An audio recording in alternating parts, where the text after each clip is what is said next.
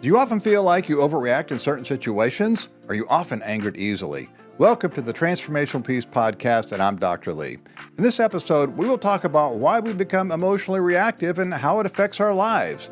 And thank you for clicking on this video, and if it provides you with encouragement, please click the subscribe or follow button below. Also, please share this video with someone you feel might find this information helpful.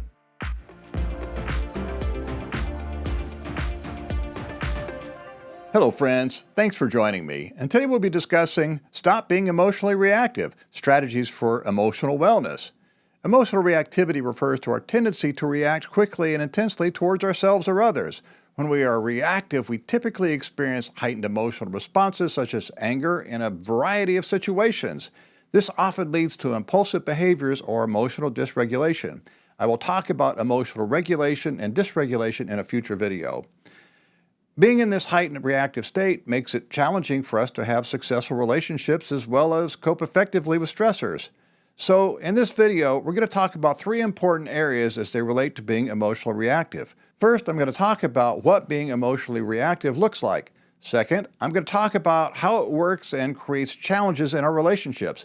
And third, I'm going to make some recommendations at the end of the video to help us learn how to deal with being emotionally reactive. So first, what does being emotionally reactive look like?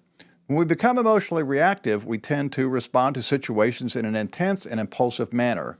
We often do this without taking the time to process our feelings. We might be quick to anger, become easily upset, or have exaggerated emotional responses to minor events.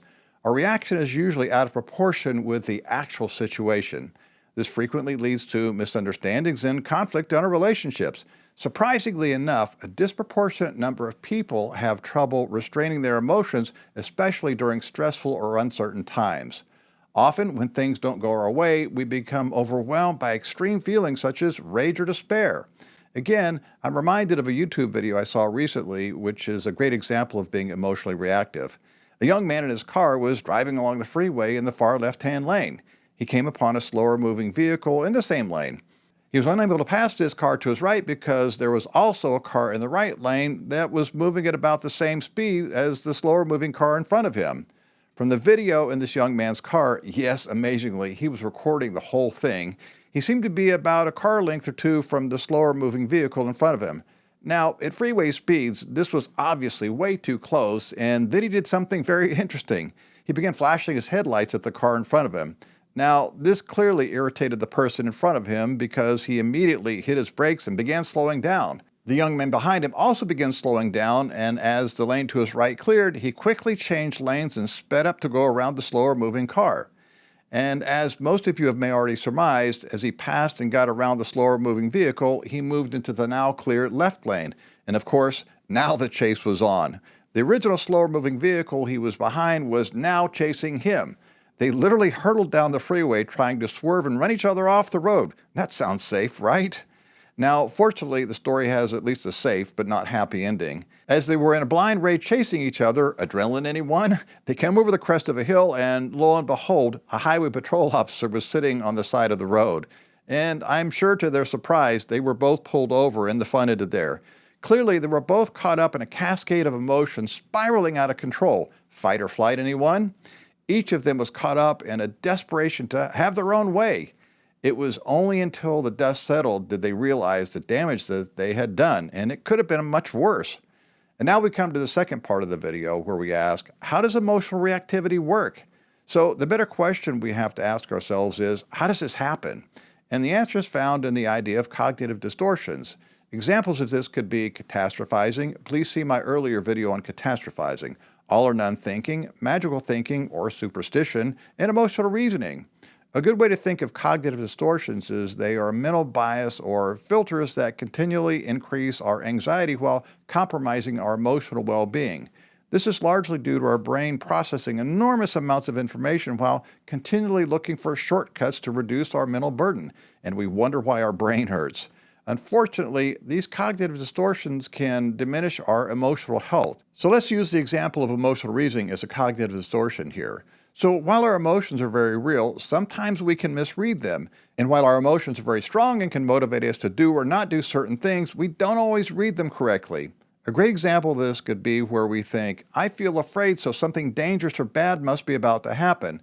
Now, the important takeaway here is that just because we feel a certain way doesn't mean that something is or isn't going to happen. When our emotions are strong, problems arise for us in that very powerful hormones, adrenaline and cortisol, are released in our bodies. At times when our emotions are triggered, I'll be talking about emotional triggers in a future video, it can feel like we're in the middle of a fire drill. I actually had this happen to me when I was in high school. It was in between classes and I was standing in the hallway talking to a friend.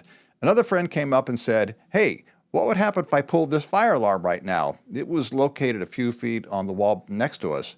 I looked at him like he was crazy and said, I think that would be a problem and you would probably get us all in trouble. He laughed, and I had no sooner turned around to talk to my other friend when, you guessed it, the fire alarm went off and it was very loud. Well, all of us, myself included, were down the hall and out the door before we could even think about it. Unfortunately for my friend, a teacher had been walking down the hall and witnessed everything, so things didn't work out too well for him. However, I think it helps us understand how strong our emotions can be, whether it's a smaller startle response or a more significant stress response. Our emotions serve as an important function in keeping us alive, even though they might be strong at times. And I can already hear some of you asking, so what do we listen to, our thoughts or our feelings? And the simple answer is both. It's not just that we listen to our thoughts and feelings, it's how we listen to our thoughts and feelings. Remember, our thoughts are a good thing, however, sometimes they are biased. Remember, our brain looks for shortcuts when our thoughts become overwhelming, which is, again, better known as a cognitive bias. And our feelings are valuable, however, sometimes we can misread them and they can send us in the wrong direction. Now, some of you may be saying, well, what about gut feeling or intuition? This is clearly important regarding our thoughts and feelings. However, we have to ask, where does intuition come from? And I've often heard in different circles that this intuition or gut feeling comes from gaining wisdom or having a quiet sense of confidence, and therein lies the key. First, we need to start off with IQ and EQ to understand what each means. Now, most of you understand what IQ, intelligence quotients, means, so let's define EQ. EQ, or emotional intelligence, is basically an ability to understand, utilize, and manage our emotions in positive ways when interacting with others. Now, as our EQ gets higher and we become more effective at handling things emotionally, but how does our EQ increase? And this is where a third component comes into play, and it's called emotional maturity. Emotional maturity is being able to manage our emotions by being able to identify and communicate them in a consistent, effective, and accurate way. So some of you may be saying, what's the difference between EQ and emotional maturity? And again, the answer is a simple concept: experience. Educating ourselves to identify our emotions is important. However, we need to understand that something has to come after education, and this is where experience comes in.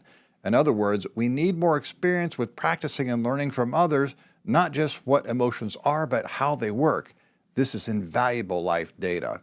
And our experience comes from gaining more data, which increases our emotional maturity. When we are emotionally mature, we can manage our feelings in almost any situation. We possess empathy and understand, if necessary, how to deal with and de-escalate conflict. So I hope that was helpful for you. And now for the third part of our video, recommendations on how to become more emotionally reactive. And number one, learn how to identify your feelings and emotional triggers and take responsibility for them. Emotional triggers are things that can elicit a strong emotional reaction, such as fear, anger, or joy. They can be external, such as a person or a certain word, and they can be internal, like a memory or a belief. And remember, I'll be doing a future video on emotional triggers. Before you get into a heated fight because you're angry, try to understand what led you there. Pause and be patient in stressful situations to give yourself time to consciously choose how to react. Learn how to predict your emotional triggers and have a plan for them. Think of how any profession, for example, emergency room personnel, that deals with high-stress situations has learned to perform successfully. They practice and they train on how to deal with stressful situations. We can practice and train also. And if you're not successful with this and find yourself being emotionally reactive, journal your experience so that you can review later and learn from your mistakes. Also, use your journal as a thought diary so you can begin to spot patterns of negative thoughts or behaviors. We will often be able to open up our journal and see the same thoughts or behaviors repeating each day. And number two, find a mentor or role model. When we struggle and negatively react in stressful situations, we need a guide. We literally need someone that we can watch and learn from and ask questions. And this person needs to be someone who can demonstrate emotional maturity in a constructive way in difficult or challenging situations. This person could be a therapist or possibly someone you know fairly well who you can observe handling conflict successfully. And number 3, embrace reality and be honest, patient, and kind with ourselves. We often beat ourselves up due to flaws or perceived imperfections. We need to embrace and accept our flaws as opposed to obsessing about them. Remember, try to be open-minded and recognize that we don't have all the answers. When we are open-minded, we give ourselves a chance to consider new information. Okay, I hope this video was helpful for you and that you learned some things from it. And remember, don't react and walk away to teach someone a lesson. Walk away because we've learned our lessons. Grace and peace unto you. I'm Dr. Lee.